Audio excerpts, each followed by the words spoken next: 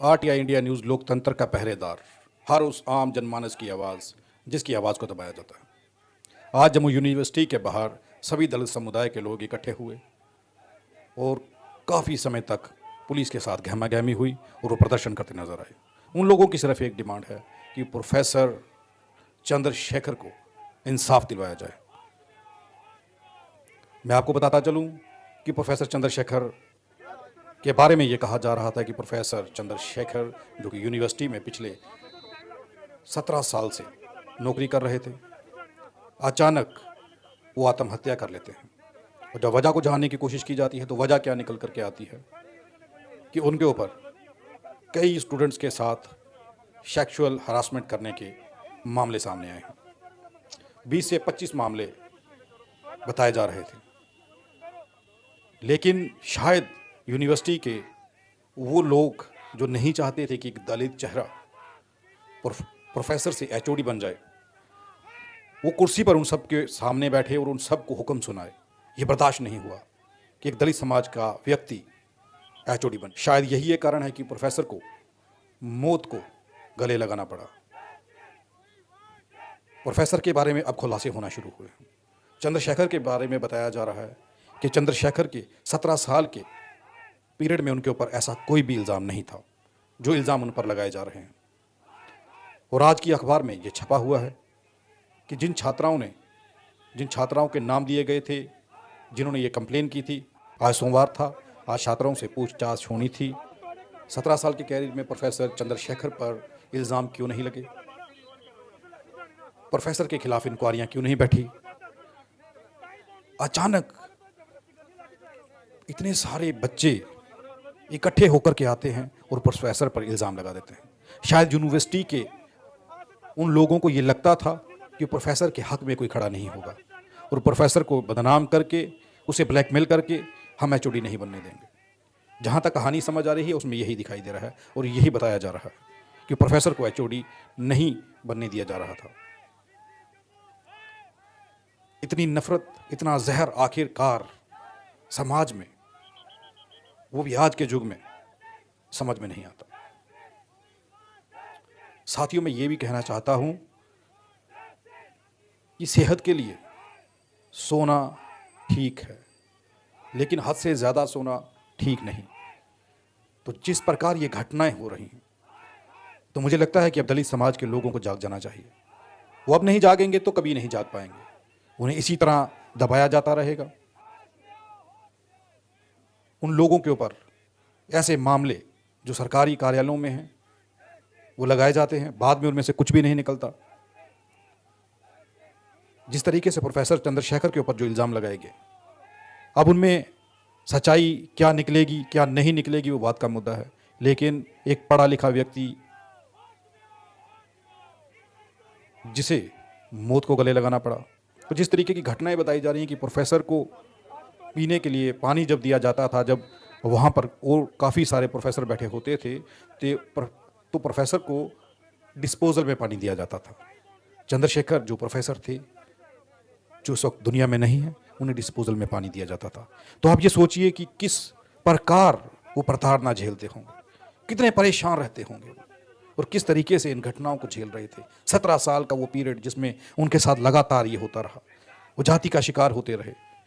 और जो लोग जाति का षड्यंत्र रचते हैं, यूनिवर्सिटी में आज से नहीं हो रहा।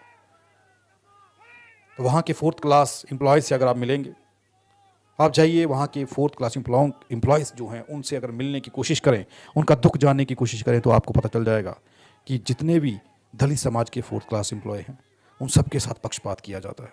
उन सबको जाति की, जिस जाति में वो दलित जाति में पैदा हुए, उसकी सज़ा भुगत रहे हैं। कहने को ये समाज सभ्य समाज है। यूनिवर्सिटी जहाँ से मनोवैज्ञानिक, जज, वकील, इंजीनियर, वो ना जाने किन किन ओहदों पर लोग जाएंगे, वहीं से अगर जाति की नफरत उनके दिमाग में भरी जाएगी, वहीं से उन स्टूडेंट्स के दिलों में अगर एक दूसरे के प्रति ये नफरत भरी जाएगी, तो आप सोच लीजिए कि भारत का भविष्य क्या होगा।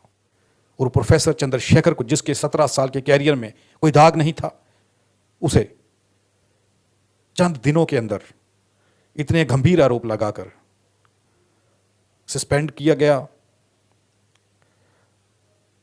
उनके ऊपर ये लांछन लगा करके उन्हें हरासमेंट किया गया, उन्हें मरने के लिए मजबूर किया गया।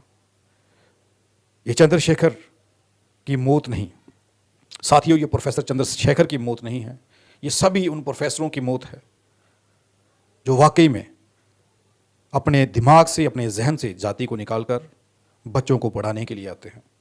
बच्चों को एक अच्छे समाज में, एक अच्छा समाज कैसे, एक अच्छे समाज की सृजना कैसे करनी है, वो सिखाने के लिए आते हैं।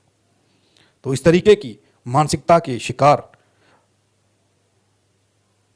कैश कमेटी के अंदर भी बैठे हुए थे और यूनिवर्सिटी के हर उस ओहदे पर बैठे हुए थे जिनके दिमाग में जाति का जहर भरा हुआ था, जिन्होंने हर बार बार बार प्रोफेसर चंद्रशेखर को हरास किया।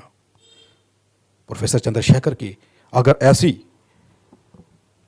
हरकतें होती तो आज इतना स्टूडेंट, आज इतने लोग प्रोफेसर चंद्रशेखर के हक में नहीं हैं। एक अफसोस जरूर है कि अभी भी जाति का जहर जो है वो फैलाया जा रहा है। प्रोफेसर चंद्रशेखर की सपोर्ट में खुद को सवर्ण कहने वाले संगठनों का कोई समर्थन अभी तक नहीं आया। आज दलित समुदाय के लोग यूनिवर्सिटी के गेट पर इकट्ठे हुए, उन्होंने प्रदर्शन किया, नारेबाजी की और इंसाफ की मांग की, और उसके साथ में उन्होंने कहा कि हमें सीबीआई इंक्वायरी चाहिए। मैं आपको बताता चलूं कि जिस तरीके से मामले को ठंडा करने की कोशिश की जा रही है, जिस तरीके से दिन ब दिन इस मामले को पीछे किया जा रहा है, ये सबूत मिटाने के लिए और आरोपियों को बचाने के लिए एक साजिश हो सकती है, और इस साजिश का शिकार हुआ प्रोफेसर चंद्रशेखर। तो दलित समुदाय के लोगों ने आज प्रदर्शन किया, उन्होंने सीबीआई इंक्वायरी की मांग की है, और उनका ये कहना है कि हमें लगता है कि जम्मू के अंदर जो सिट गठित की है, जो सिट गठित की गई है पुलिस प्रशासन द्वारा, वो जो जांच होगी वो सही तरीके से नहीं होगी, इसलिए वो सीबीआई इंक्वायरी चाहते हैं। बहरहाल मैं उन लोगों से ये कहना चाहूँगा कि जम्मू कश्मीर पुलिस पर भी विश्वास रखिए। अगर सिट गठित की गई है तो जो आरोपी हैं उन्हें सज़ा ज़रूर मिलेगी। हाँ, रही बात सीबीआई की इंक्वायरी की, तो वो भी होनी चाहिए, वो भी ज़रूरी है।